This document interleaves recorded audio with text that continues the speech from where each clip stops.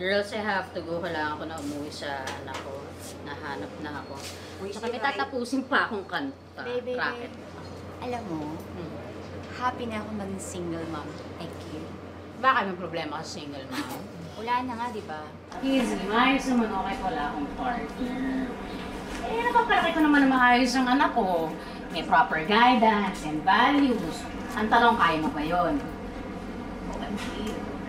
Teka lang, yung pagpapalitan lang kayo sa kayo panito, yun kayo. Sandali lang naman sila, baby.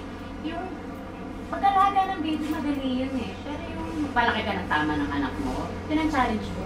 Kaya mo? Shit.